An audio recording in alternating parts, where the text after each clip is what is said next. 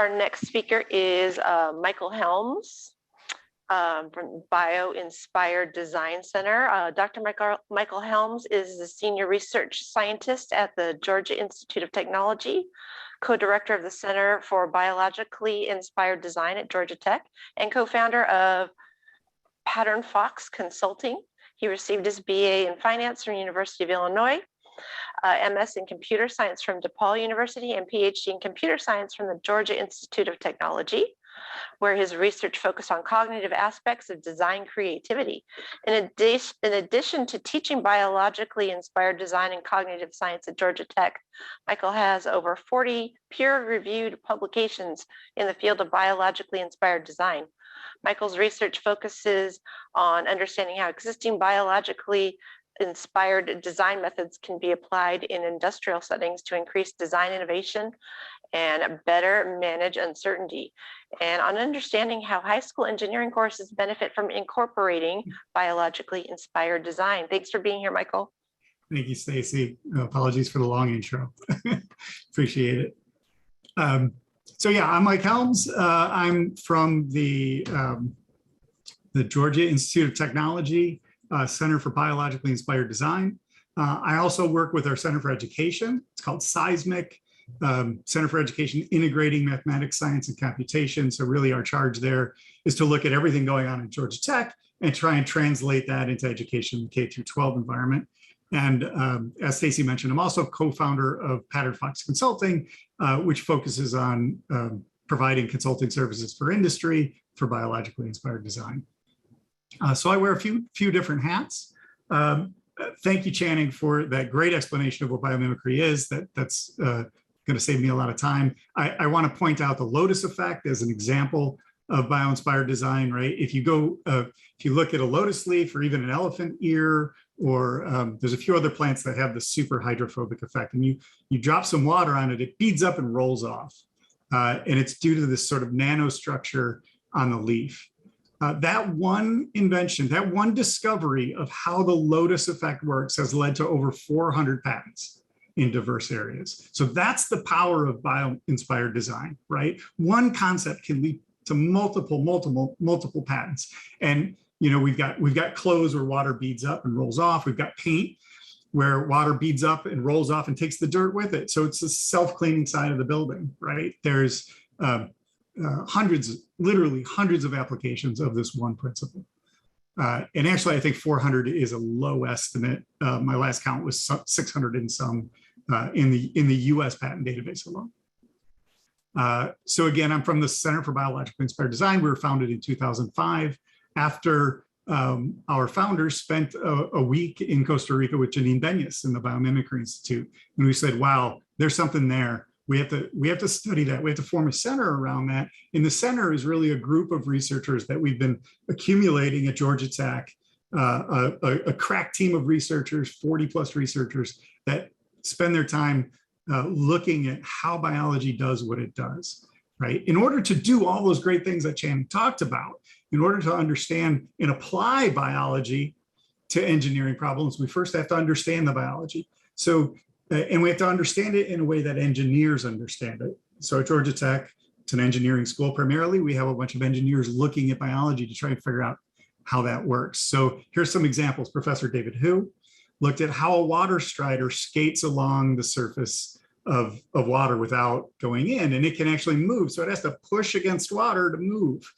And he created the first lightweight robot that was able to sort of skim along the surface of water without breaking the surface tension by understanding exactly how the water strider sort of displaces itself in the water and what motions it uses to actually move itself forward. Really cool. And then we have Professor Dan Goldman. He looked at snakes. And so Sidewinder snakes have this amazing ability to, they're found in the deserts, and they can go across the side of a dune. So when we walk up a dune, right, you take one step in and it pushes a bunch of sand down, and then you take another step in and it pushes a bunch of sand down. So you're losing ground every time you take a step up. The Sidewinder can move seamlessly across that without causing this cascade of sand to fall. So how does it do that? right? And it turns out it depends on the angle and the type of sand that it's on. It'll change the pattern of its movement. And Dan was able to make a robot that does the same thing, that can skitter across the side of a sand dune without causing that cascade and without losing any energy in the movement. And then Professor Vladimir Sukruk is another example. He looked at, so think about a spider on a web, right? It's got its 8 legs out there and it's sitting on the web waiting for a fly to land in the web. And they have 8 eyes, but that's not how they detect where something is, right? When something hits a web, it causes vibrations, and they have little tiny vibration sensors all over their arms, like little tiny hairs, right? And those hairs vibrate and send them a signal that they can use to pinpoint where that guy is, where that fly or whatever got caught in their web, and go get their prey, right? Without having to see anything, using their eyes. And so what he did was he created a similar sensor that can detect vibration on your throat, right? And so we can hear somebody speaking through the vibrations of their throat rather than through the vibrations that they make in the air. And we can use that to communicate sort of silently. There's all kinds of military applications and stuff like that. But really fascinating designs. All of these come first from fundamentally understanding how the biology works, and then creating engineering applications for that. We teach a class in this at Georgia Tech, Bioinspired Design class. Currently, we have 1 class for undergraduates. It's between 25 and 45 students. It's always full, and it always involves biologists. It always involves mechanical engineers. And then we have biomedical, material science, systems engineers, all kinds of engineers involved working with biologists to understand how the biology works and translate that into a design. This is an example of a student design that looked at this little beetle, this cool little beetle, who, when he gets threatened, he fills his shell with blood and turns red. So he's got this color changing ability, right? And the student said, oh, that color changing ability might be useful for thermal solar cells. So thermal solar actually has a liquid inside of it that gets very hot, and we use that heat to heat water or generate heat in a building, but that can overheat. And so what they did was they designed a system that will change color and shade that from the sun, from the focused sun that it's collecting, if it gets too hot, so it doesn't break down. So that's an example of a student project that we do at Georgia Tech. We're also, in addition to teaching at the graduate level and the undergraduate level and doing research, right, we're reaching back into K through 12. Right now we have a high school program, high school engineering program. It's a 3-year progression that teaches students how to design and build bio-inspired designs, and how to teach students how to connect back with the natural world. And I think this is really important, especially during COVID, when we're all locked in front of these darn screens, right? So one of the parts of this program is to teach students and teachers how to look in your backyard for all of the amazing things. Even a blade of grass, right, is a miracle. There are so many structural engineering, fluidic engineering aspects to a blade of grass, to a tree leaf, to bark, to all the little bugs and spiders running around in your world. Each of these can be a source of inspiration. So we teach people how to look at what's around them every day, the miracles that are around them every day, and take inspiration from that. We also believe with this program, so biomedical engineering is one of the few engineering majors that has more women than men. Most of the others have fewer, sometimes by a lot. And so we think by incorporating sort of bio-inspired design, incorporating this bio idea into the engineering curriculum will attract more women into the pipeline, right? And so when you get to college, it's not going to be 25 or 33% women. We want to get that ratio up, and so we're hoping this program will do that. So that's what I do. Those are some of the programs I work on. I want to tell you a little bit about my story and how I got here. And I think it's a second chance story, and it's a story for those of you who don't know exactly what you want to do yet. because it's okay. It's okay if you don't know exactly where you want to go. So I went to University of Illinois, and I started out as a physics major, and then a philosophy major, and then a finance major. And I bounced around until they said, okay, you need to go figure out what you want to do. And I left. So I'm a college dropout, right? And I went and worked for Zurich Insurance Company. I worked in insurance for a few years until I figured out what it is I wanted to do. And I went through some specific exercises to figure that out. And I created a vision for myself and a plan for myself. I said, this is what I want to do. This is what I want to be. I want to get into artificial intelligence because that's what's interesting to me. And once I had that vision and the plan, I knew how to execute on that, right? I went to DePaul University. I explored computer science.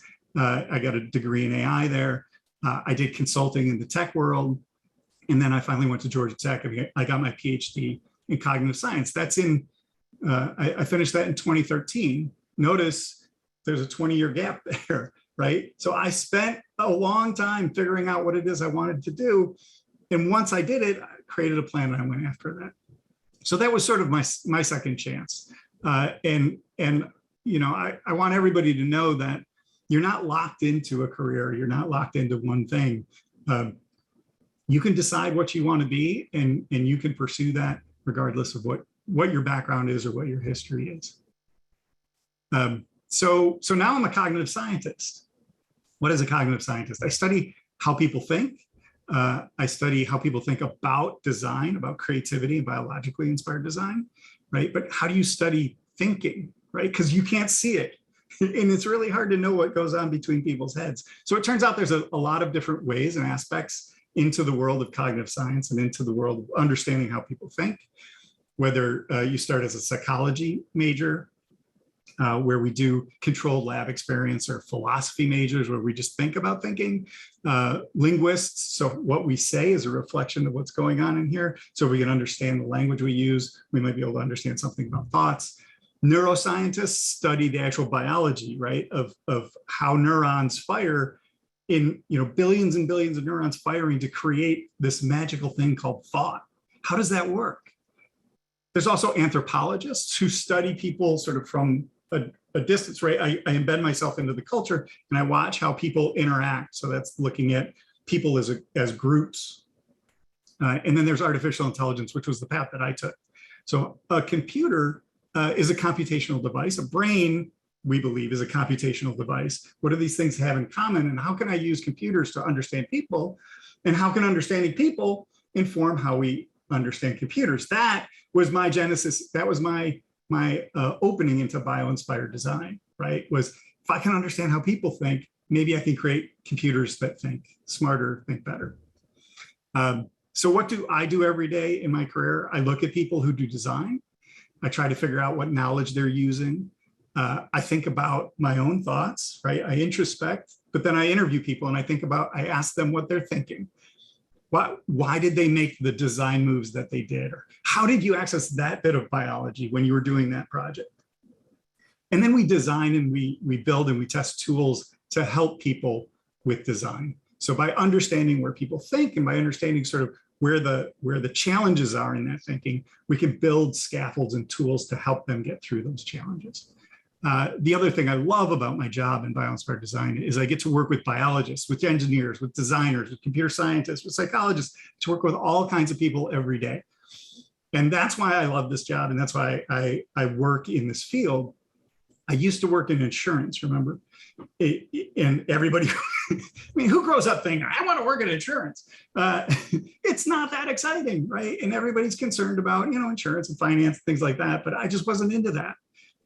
And so now I get this diversity of great thinking, great ideas that I get to work with every day. So I guess my advice based on my story is I think it's really important that you talk to people about what they do. If you're interested in a particular career, find out what it is they do every day and see if that's something you're going to be interested in. Find out where the people you like talking to actually work, right? So sometimes you'll talk to somebody in AI or something, like, oh, I'll go work for Google or Facebook. But it turns out they They work for the government in some, program to help reduce the carbon footprint of traffic. So there's people that do what you might be interested in doing in all kinds of unexpected places. And then, my story, figure out what it takes to get where you want to go. Once you know what you want to do, and plot a course to get there. And the last thing I think is, know that you're going to change and be willing to change your course as you do.